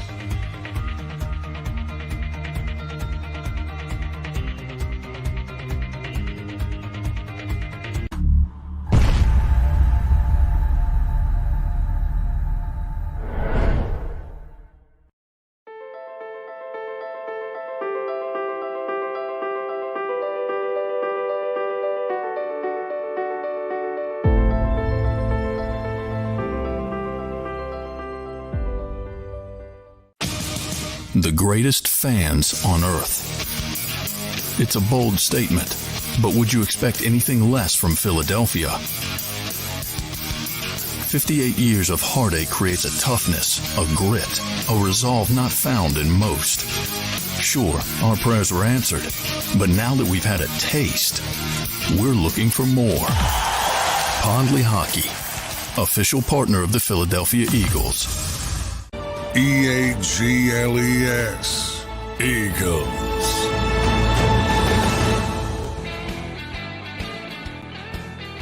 Welcome back in, everybody. A Tuesday edition of Birds 365, joined now by Ed Kratz from SI.com. Ed, welcome to the show, man. How you doing this Hey, Tuesday? Zander, J-Mac, how you guys doing? Good to see you, Ed. Kenny Pickett's personal agent here. Yeah. So some people miss the overreaction part of this story. Could you explain to people that Kenny Pickett is not pushing Jalen Hurts, Ed? Well, I mean, shouldn't that kind of be, assumed? I mean, that's just not going to happen. That Kenny Pickett's going to start over Jalen Hurts. And I try, listen, after the second OTA last Thursday, I tried to be a little bit more clear that these are simply overreactions, that what happens on May 30th, whatever the date was, isn't going to matter a hill of beans come week 1 or week 8, whatever. Nobody's going to remember. Nobody's going to care. I mean, these are just overreactions that I see that, all you can talk about, I try to bring the context every day, Ed. All you can do is react to what you see on that particular day. Right. And during the first OTA, Kenny Pickett, and I wrote the same thing, was a hell of a lot sharper than Jalen Hurts. Day 2 of the open OTAs, all the quarterbacks were bad, every single one of them. Now, should we have expected maybe a little bit more growing pains early in this process of trying to integrate the offense of Kellen Moore and Doug Nussmeier? Or did we all just assume, there's so much talent, everything will be fine? Well, not if we're overreacting. If we're overreacting, then let's sound the alarms. I mean, this new offense isn't going to work. But no, that's not the case, obviously. I mean, it's going to be, not only are they introducing kind of new schemes and new concepts, they're also integrating another offense. They're also bringing elements of Nick Sirianni's scheme and concepts into this new scheme and concepts that Kellen Moore and Doug Nussmeier are instituting. So, there's an extra layer to it. It's not just a new offense, it's integrating an offense, and that's going to take time. And I guess we should have expected it. And, it's going to be a work in progress. There's no doubt. And we'll see over these next 3 days how much improvement there has been. But again, if we still see the offense struggling, it's June. We're not at the end of July where they're out there every single day perfecting what they're learning in the meeting room. So, we have to temper our expectations, I think, a little bit here with the offense as we go forward. Ed, we had a good discussion a little earlier on the show with Jeff Kerr about Jalen Hurts. Do you have any concern with the way they're coaching Jalen Hurts, maybe trying to make him somebody he's not? Yeah, I think it might be too soon to say, really. It's like Bobby King, the linebacker coach, said yesterday. They're still in their pajamas here. It's not like they're putting on their helmets, pads, pajama day. Yeah. It's like the last day of school. Everybody wears pajamas, so it's kind of and it's right. He's right. So I think it's so early to tell exactly what they're going to expect Jalen Hurts. Is he going to run the ball as much? I don't know. I mean, I don't think anybody knows outside of that building, what Hurts is going to be responsible for in this offense. Would they like to run him less? Probably. I mean, he seems like he gets banged up every single year, whether it's in the pocket, out of the pocket. He always has. Last year it was the knee, it was the shoulder, he had a foot. So you'd like to kind of see him stay as relatively healthy as he can, playing that position for all 17 games. And if that means maybe running him less, then I think that's a great idea, especially when you sign Saquon Barkley. Let him do the heavy lifting. If you're Hurts, try to keep him in the pocket more. So, I know Peterson has said, like, hey, we don't want to take away, what Hurts does best. And that's not best, but one of the things he does. No, we went back to Doug. Doug. No, I'm joking. I think I meant Nick. I think I meant Nick Sirianni there. Yeah. Now, Ed, one of the more interesting things from the assistants, you mentioned Bobby King. Doug Nussmeier spoke as well. We were talking about this before you came on. He mentioned that 2.3 seconds thing and then kind of backtracked. I think he kind of realized, I better calm down on this. But basically, he was talking about the progression phase, and that's the 2.3 seconds. Up to 2.3 seconds, then the extended phase after 2.3 seconds, which is scramble to pass, blah, blah, extending the play, that kind of thing. I'm fearful, and you're right, this is a complete overreaction, but I'm fearful the Eagles are trying to turn Jalen Hurts into a point guard, get the ball out of his hands, get the ball into the playmaker's hands. And if that's the case, what are we doing here? We've been through this with Donovan McNabb. Why are you paying the guy $255 million if you want to turn him into a point guard? I don't know. It's an overreaction, but one I Yeah. wanted. Well, if you really wanted to overreact, you'd go out and invest in a stopwatch and, put the clock on when he drops back and see if he meets that 2.3 seconds ball out of his hands criteria. Well, he did in OTA too. They were working on all that underneath crap, and there's 4 interceptions. Yeah. Yeah. Well, I think we are going to see some more balls over the middle this year. I think, they're going to want that, and they do want the ball out quick. I mean, he's got these weapons out there. Get the ball in their hands. AJ Brown can turn a quick slant into a 70-yard touchdown, and Devontae Smith can get open deep, and he can be an explosive home run hitter. Saquon Barkley. I mean, it makes sense to me if that's what they're trying to do, but you can't lose sight of the fact of what Jalen Hurts does well, and Jalen Hurts is very good at extending plays. He's very good at keeping a play alive. But do they want him to do that all the time? Probably not. They want to give him, like Nussmeier said, a certain toolbox for each and every game, and it will be different every game. Sometimes that toolbox will be filled with information for him, and sometimes they won't have much in that toolbox at all. So it's going to be game to game as to what Jalen Hurts' game will look like. Yeah, I think the 2.3 is interesting. It's obviously really quick. 2.3 is very quick. Even when even at his peak of getting the ball out quick was 2022. It was around 2.8. We had Brandon Lee Gouton on who shared that with us. But I wonder if part of what you said, Ed, about the injuries, it's not all about running. You said it, and he got hurt in the pocket a couple times. There was a stat I saw that came out yesterday. The Chiefs have been top 5 in least sacks allowed since 2018. That's because Patrick Mahomes gets the ball out quick. If you get the ball out quick, you make it harder on the defense, especially on the defensive line, to do their job to get to the quarterback. Maybe some of it is that too, where they're trying to coach that quick progression. Even if he's going to go make a play, make the decision quickly so that you don't get sacked, you don't get hurt, you don't, set the offense back. I think that could be part of it as well. Yeah, I like that, Zander. If that's the case, I like that approach. Yeah, I agree. I don't think they're hurting Hurts at all. And Mahomes can run the football. He can do things with his feet. Oh, yeah. But he doesn't have to do it all the time because he's coached to get rid of the ball. And maybe that's what they want Hurts to do is get rid of the football. Make a good decision, make a quick decision, so the rush can't get there, so you don't get that pressure in your face. And when you look at this offensive line, it's going to be, there's changes, right? Obviously, with Kelsey being gone, you have Cam Jurgens. Can he hold up in pass blocking? You have a new right guard, probably Tyler Steen. Can he hold up in pass blocking? He didn't do a very good job in his one start of doing that last year against the Cowboys. So, yeah, get the ball out quick because, this offensive line is going to take time to get some cohesion to it. So there's no harm in that, I don't think. I'm not fearful of that at all. If they want him to get rid of the ball in 2.3, which is pretty darn fast, Andrew, like you said, I mean, then so be it. Let's do it. Yeah, I'm not a big fan of that. I don't want to turn him into Brock Purdy. I don't think that's the strength of his game.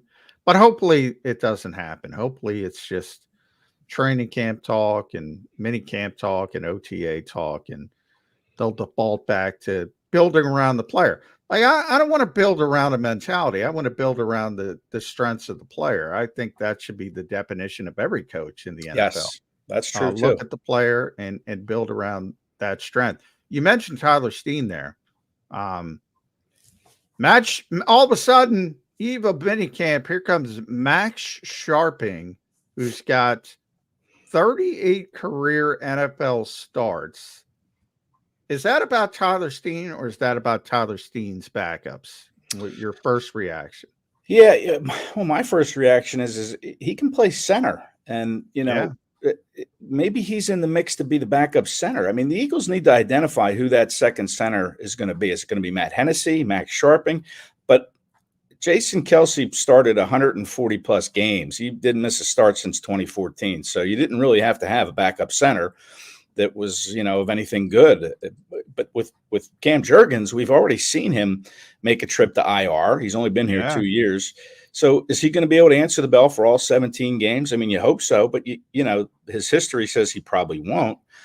So who's going to back up center? I mean, it could be Sharping. Maybe that's why Max Sharping is here, because they drafted Trevor Keegan, and maybe it's because they don't like what they've seen so far from Keegan. Maybe Keegan ends up somehow, on the practice squad. I don't know. I mean, we haven't seen enough of the offensive line, but To me, it's a good depth signing, a veteran depth signing, because, Hennessy, you don't know what he's going to be like after missing all of last year. You will see how Keegan adapts.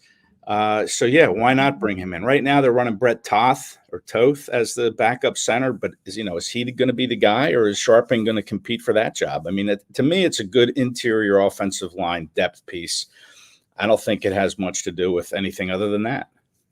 Yeah, I think it's a depth piece as well. And on the Cam Jurgens front, I feel pretty good about him being a center based on what Coach Stoutland said yesterday. I mean, John brings up the story about Jordan Mailata before his first game versus Nick Bosa, and Coach Stoutland was like, I don't know how good he's going to be. We're going to find out. Well, he seems to be confident in Jurgens, which is good. But how confident are we in Tyler Steen? He's the new face on the starting five. Cam Jurgens has moved to his left over a position, but Steen is the new face. Are we confident that he's going to be as good as we need him to be to be a starter on that line all year? Well, Stoutland seemed pretty confident in him yesterday. He stopped short, really, of naming him, the starting right guard. Yeah. So he's confident in him. He even kind of compared him to Brandon Brooks. I mean, and then you look at the size comparison. Yeah. Brooks is 6'5", 335, and Steen's bigger than I really thought. He's 6'6", 320, 321, I think I saw. But that's pretty close in body size to me. Yeah, so, definitely. Yeah, he kind of threw Brandon Brooks out there. Those guys are hard to find, and maybe Steen can be that guy. But Stoutland seems confident in Steen. So I think he's going to be the guy for sure that's going to start at right guard, unless, like he said, someone else emerges, or someone surfaces, I think was his word. But I don't think he is expecting that. He sounds like he's a guy that wants to identify his 5 players from the start, so they can start to build cohesion, start to synchronize, as he put it, and get as many reps together as possible. Yeah. I go back, and we were talking about this with Jeff Kerr, and Jeff was talking about it as well. The Super Bowl season, they wanted Isaac Seumalo to win the left guard spot at the time. And he was a young player. Isaac eventually turned into a very good player. They benched him, wasn't playing well, and they went to Chance Warmack, the great Chance Warmack. Then they eventually landed on Stepan Wisniewski, who was the starting left guard in the Super Bowl. Yeah. And now you have Tyler Steen, young player. They hope seizes the job. But if you don't have him, it might be Matt Hennessy. It might be Max Sharping. I kind of look at it like that. At least you have some veteran bodies who, if things go wrong with Tyler Steen, you can default to them. And maybe not be great at times, but they'll at least be competent.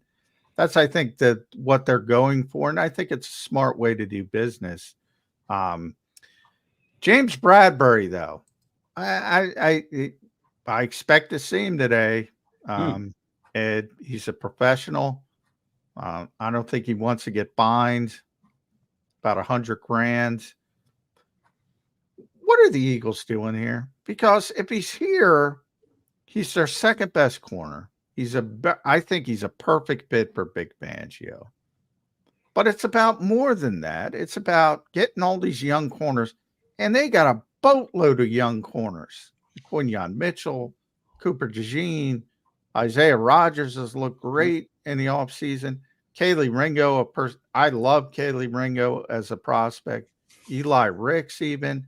Throw in Josh Jobe if you want.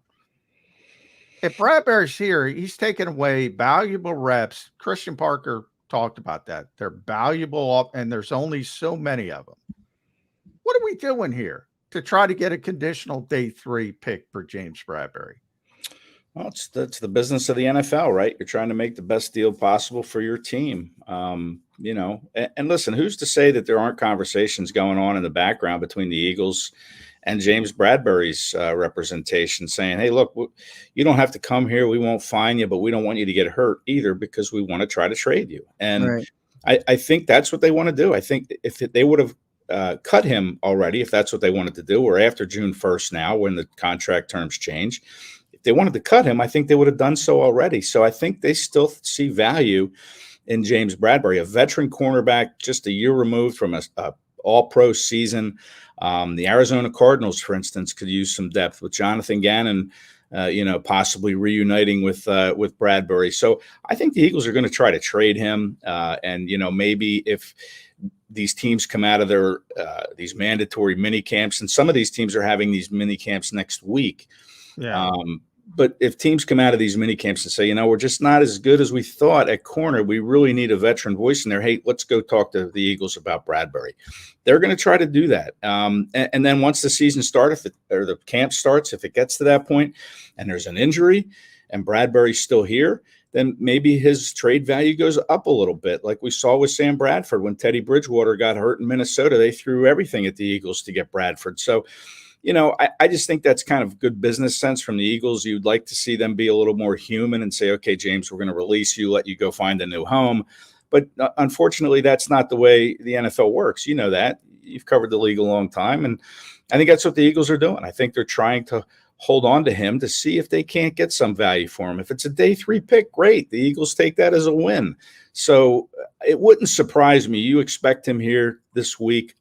I'm not so sure. The Eagles could have worked out a deal with him and said, stay away. We won't find you. But I don't think you can do that anymore. I think you could do that back in the day, but they changed the CBA. So if you're not at mandatory work, you got to get that fine. And back in the old days, Ed, they just used to waive the fines. You work it out and say, all right, we'll waive the fines. You can't do that anymore. You can't do that even if they show up. I thought you could still say, well, they could go about it that way and say, in other words, Bradberry could show up and they could say, oh, he's got a groin. And you don't have to talk about injuries in the offseason and let him just show up to not get fined and sit there and watch. But again, you bring up the human element. I think that's more meaningful than an NFL team. Like, to me, the juice of a conditional day 3 pick isn't worth kicking a guy over who did a lot for you in that all-pro season and is a professional and is a good guy and is a leader. I think sometimes you buy some goodwill in the locker room by being more human in this type of situation. But maybe that's pie in the sky stuff. Yeah, I think every player in that locker room knows that this is a business. They all say it. It's a business at the end of the day. And, this is a business decision by the Eagles to keep him here, to try to trade something, get something of value from it, even if it is a 3rd day pick. We've seen Howie made 8 trades this past draft. Yeah. I mean, the more picks he has, the more ammunition he has to go out and move all over the place on that draft board. So to him, a 3rd day conditional pick is pretty important. Ed, what are you looking for going into the mini camp this week? It starts today, Tuesday, Wednesday, Thursday. At least that's how it's scheduled right now. Anything that you're going in there looking to keep your eye on, anything that's sticking out to you as something to watch? Yeah, well, we talked about the offense. I mean, it'd be nice to see, some positive steps forward for this offense that's still kind of feeling its way with Kellen Moore and Doug Nussmeier. So, yeah, I'll certainly be watching that. Jalen Hurts, his acclimation to that. Hopefully we see a little bit more 11-on-11 work like we saw, a couple sessions of that in that Thursday OTA. That's always nice to see, the 11-on-11 stuff. So offense for sure. Defensively, Isaiah Rodgers has really stood out. And, you wonder, is he going to be the starter at that spot? And Quinyon Mitchell kind of rotate in maybe. So I'll be watching that, and I'll be watching Cooper DeJean. It was kind of interesting at that Thursday OTA. We saw him line up on the outside one play, and then the next play he was in the slot. And then Christian Parker yesterday talks about how they love his versatility, and he's not overwhelmed by learning a couple different positions. I think Cooper DeJean could end up being the starting slot cornerback in this defense, and maybe Vontae Maddox rotates in at safety when necessary, or he comes in at slot if Cooper's struggling a little bit. But I really think Cooper DeJean is going to be a must-watch these 3 days to see where they line him up, because, like I said, I think he's going to be the starting slot corner on this team. So yeah, how many times follow up, John, real quick? Sure. Where, based on what you said, because that certainly seems to be how the reports are coming out, Isaiah Rodgers looks great. Let's just for a second assume Bradberry is gone. Is it possible Quinyon is still fighting to get on the field? If with Bradberry gone, if Isaiah Rodgers looks that great on the outside, if Cooper DeJean is looking, good enough to be your starting slot, and then you obviously have Darius Slay, it looks like it could still be a competition for Quinyon Mitchell, even with Bradberry showing the door. Yeah, absolutely. I think it's going to be a battle for Quinyon Mitchell to get on the field, even with Bradberry going. But my thinking, and I'm not sure the Eagles are thinking this, but I would like to see Slay, kind of spelled in game for a couple series, kind of preserve him a little bit over the length of the season. He's 33 years old. We've seen him wear down 2 years ago. Last year, he got hurt late in the season. So, I would like to see maybe Quinyon Mitchell, if he doesn't win a starting job, come off the bench, and maybe play 12 snaps a game in relief of Darius Slay to kind of keep him, fresher. But I don't know if the Eagles are thinking that. But I think that would be a pretty prudent game plan for them to kind of give Slay, some breaks in game. Yeah. So, but you're right, Zander. I could see certainly a competition for Mitchell to get on the field as a starter. Yeah. And with Isaiah, I named him the OTA MVP. So I'm part of the hype train. He's been phenomenal. But highly coveted John McMullen OTA MVP award. Yes. Very coveted. Is there a shirt with that? Do you get a T-shirt for that? I mean, yeah, we sent him a whole package. You got a T-shirt, a little CYO trophy I had from my bookcase. We sent him the whole 9 yards. I'm going to award it to him today if we get to see Isaiah Rodgers. But Christian Parker tried to pump the brakes a little bit, and he was talking about Isaiah. That was all good, but he also said, which stuck out to me, you still got a long way to go. Yeah. And I harken back to Bobby King. You mentioned Pajama Day. It's Pajama Day throughout the off season. And I did notice that in Indianapolis, where Isaiah played pretty well as a coverage player, he had a big missed tackle percentage. So he wasn't great in run support. And, when the pads come on, and I don't know what Quinyon Mitchell's going to be in run support. I don't know what Cooper DeJean's going to be in run support, but that's a big part of it when the pads come on and the pajamas come off. I think that's what Christian Parker was trying to say. I think. Yeah, I think you're right. And, that's always a big day when the pads come on, but we're, months away from that happening. So we take what we can get. And listen, I don't think you have to worry about Cooper DeJean. I think he's a sound tackler. I think he was very good at Iowa in run support. I really think Cooper DeJean's going to be a player in this league for a long time if he can stay healthy. I think he just has all the skills to translate to being a star in the secondary, and wouldn't worry about his tackle rate. Isaiah Rodgers, you're right; it was pretty low in Indy, but you got to remember he's a pretty young player too. What's he, 26 years old? He's only been in the league 3 years. But he's a sub 4.3 guy. He's like what OTAs are made for. Isaiah Rodgers, that type of athlete, that type of speed, and sometimes I remember Donnell Pumphrey back in OTAs. He looked like a world beater, and then the pads came on, and that was the end of Donnell Pumphrey. So we got to see. And Pumphrey was, he was a rookie. I mean, Isaiah Rodgers has a body of work in this league. Yeah. No, he's already proven he could play in the league. I'm not trying. I just bring up Donnell looked like a world beater. I'll never forget 21 Pony when they put Donnell Pumphrey on the field with Darren Sproles at the exact same time. And it was like, how are you going to stop this? Well, the answer is nobody can block anybody, and nobody's physical. And they never used it because it wasn't usable. So I always use that story as a caution to OTA work. But all you can do is talk about what we saw in Isaiah Rodgers was phenomenal, I dare say, in OTAs. He was tremendous. Yeah. So did Pumphrey get that John McMullen package of probably did. He probably did. He probably OTA MVP.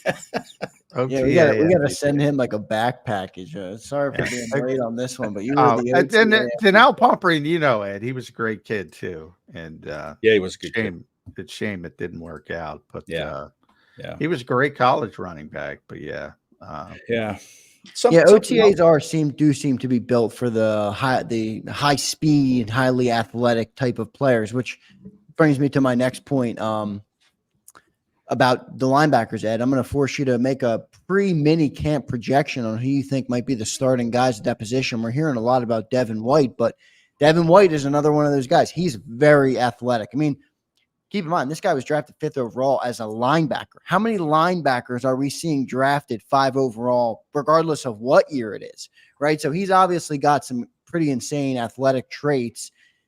Is this built for him in OTAs, or is he a guy that can be a real starter for the Eagles this year?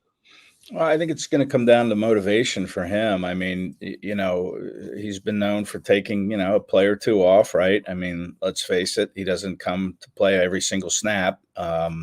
Big freelancer, supposedly, from the right. people He likes to Tampa. freelance. Yeah. So I think it's going to come down to motivation for Devin White, who, by the way, doesn't look like he's in the best shape of his life. But again, I've never seen him before in Tampa in May or June, so I don't know what his conditioning looked like then. But I mean, to me, it looks like he could probably get in better condition too, just like we talk about with Davis and Jalen Carter and those guys. But I happen to think he's going to do just fine. I mean, I think he's going to come in and he's going to surprise some people with the way he's going to play this year. But it might not be a middle linebacker. He might have to go off ball, depending on the Kobe Dean. If Dean can come in and take that middle linebacker job, which I still think the Eagles want him to do. Yeah. Then I was hesitating about that, Ed, for one day, and then it became clear. No, the Eagles want Kobe Dean to be the middle linebacker. I think so. I'm going to take your guys' word for it, but my hope is not a strategy, but my hope in Kobe Dean is drastically declining. I got news for you. It's hope with Nakobe Dean. It's hope with Devin White. It's hope with Zach Vaughn. It's hope with Ben Van Sumeren. It's hope with Jeremiah Trotter Jr. Yeah, the whole. That's why Bobby King was so gruff. He's like, look, I don't have anything to talk about, so I'm going to talk about Dick Butkus. Or Bobby King. And Jack Lambert. He liked Jack Lambert. Jack Lambert as well. Said he was a fan of Trotter's father, Jeremiah Trotter Sr., when he was here. But yeah, again, we have another new group of linebackers here for the Eagles. It's a shame they couldn't get something done with TJ Edwards to kind of keep him and keep that consistency and watch him continue to get better. But it is what it is now, right? You have to make do with what you have. And Zach Vaughn, to me, I think is an interesting guy. I mean, covering a linebacker that can cover is big in the Fangio scheme, right? I mean, and I think Vaughn can do that. I don't know why he didn't get more defensive reps in New Orleans. By the way, I was reading the story, Ed, about Andrew Van Ginkel. I can't believe the Eagles didn't go after that guy. Yeah. He played so well under Vic Fangio last season. Boy, that was a guy I pegged early. I said, this is who they should bring in for Vic, because he wants to play that hook defender. By all accounts, that guy's a tremendous pass rusher. All the advanced stats say it. And he's the best coverage flat defender, one of the 2 or 3 best flat defenders. And they're trying to make do. And he didn't make that much money because he was coming up. He got like $10 million a year, which is pretty significant. But when you talk about edge defenders, it's not that significant. That to me would have been a perfect fit. And it went nowhere. I was very surprised by that. I was too. But even Vic said, like, they weren't really sure what he had in Van Ginkel until they had some injuries hit, and they had to kind of increase his duties and responsibilities. And he really excelled once he was given the chance. So I'm not sure they quite knew, or Vic quite knew early on, what Van Ginkel could do. He was kind of a guy that evolved into what he became down there in Miami. And I don't remember where he signed. Minnesota. He's with Brian Flores. Yeah, that was a good signing. Yeah. Because I'm surprised, just like you, John, that the Eagles didn't make more of a play for Van Ginkel in this Fangio defense. But again, we don't know why. The $10 million is certainly more than they're paying their linebackers as a whole now. I mean, well, I would consider him more of an edge guy. So to me, it would be like he would have been cheaper than Bryce Huff. Much. Well, then there you go. Nolan Smith. Nolan Smith's the answer. They want Nolan Smith to be the Van Ginkel guy. Yeah, so that's why. But if you're considering him as an inside linebacker, then he would the inside linebacker. Now, Devin White, he was great on that wheel route with Saquon, which brings me over to the other side. When are we going to see this weapon? When are we going to see this special player? To me, overreaction to OTAs. Kenny Gainwell's the best receiving back on the Philadelphia Eagles, as he was last year and as he was the year prior, but they don't use him. Yeah. When are we seeing this weapon, Ed? Well, you're right. That's an overreaction. I mean, we'll see Barkley for sure. I mean, they want to kind of pace themselves with Barkley. They don't want to, push this guy too fast. They don't want him to tear something in these spring workouts. So they're going to go slow. Yeah, well, I'm not saying I want him to have 65 touches, but I want to see a play designed for him rather than being the decoy for Kenny Gainwell. What are we doing? He's in the slot as the decoy, and you throw the swing pass to Kenny Gainwell. They've done it twice. Well, I hope that's a May play. And that's that's a May play. Yeah, listen, we know Barkley can catch the ball. I'm not going to say Gainwell's the best pass catching back for the Eagle. Saquon, we know Saquon can catch the football. I know Kenny Gainwell can catch the football. Not as well as Barkley. Barkley is the best pass catching. Really, Gainwell was a wide receiver at Memphis. Kenny Gainwell is a 5'5" Kenny Gainwell, receiver. It's one of my pet peeves because the Eagles have had great receiving. DeAndre Swift is a great receiving back. You wouldn't know it, because the Eagles didn't utilize him. Right. He was a great receiving back in Detroit. Kenny Gainwell was a great receiver in Memphis. You wouldn't know it, so I get why you don't agree. But they don't utilize it. So maybe it changes. Maybe it changes this year with Saquon, hopefully. But right now, all I've seen is decoy. The thing I noticed that they're doing more of is they're throwing to the backs. Kind of the backs are just coming right out of the backfield, kind of in that middle flat area. Yeah. And the quarterbacks are zipping it to them right away, in like 2.3. Yeah, way less than 2.3. The backs are coming out of the backfield, quick pattern. They turn around, the ball, boom, right there. I've seen them do a lot of that. Yeah, with Kenny and Will Shipley and guys who can't catch the ball like Ty Davis Price, who dropped two and fumbled another. They aren't doing it with the guy who's supposed to be here to do it. Yeah. Well, overreaction. Don't worry about Saquon, making $13 million a year to be a decoy. That's just not going to happen when the curtain goes up here. And we'll see him more involved as training camp goes on, maybe a little bit more in these 3 days that we get to see him in minicamp too. I think we'll see Saquon a little bit more involved. If not, I just think they're taking it a little bit slowly with him. They don't want to push him. They don't want him to do too much because, really it's June. There's no value in it. Yeah, it will be good to see how the Eagles end up using Saquon when week 1 comes and September is here. Ed, thanks for joining the show, man. Make sure everybody follows Ed on Twitter at KratzE. Read all his work at si.com/Eagles. The best Eagles site as far as I'm concerned with these two guys on there writing. So great stuff. Ed will be all of Philadelphia, including Kenny Pickett and his whole team, will be waiting for your overreaction article today. Kenny Gainwell's elevating Kenny Pickett. Yeah. There's my time went fast, guys. Thanks. Time flew by here. Appreciate it. Good stuff, Ed. Thanks for joining, man. We'll talk to you soon. Yep. There's Ed Kratz joining the show on Birds 365. Just a couple minutes left to play here on this Tuesday edition before Johnny Mack has the chance to head down to NovaCare Complex. John, what's your final thoughts on this Tuesday as you prepare to go and watch this team hit the field again today? Yeah, I mean, it is. But what are we supposed to talk about? It's all I stipulate. It's an overreaction. It doesn't mean all that much in June, but they're out there, so we're going to talk about it. And I want to see some life from this offense, and I want to see some life from the guys who are supposed to be making plays. Now, Devontae Smith hasn't been there, so that should help. He's going to be there for mandatory camp. AJ has been there, but he's had to run with Joseph Nada and Paris Campbell, etc. I want to see Jalen Hurts be sharper, and I want to see Saquon Barkley in any other aspect than being a decoy.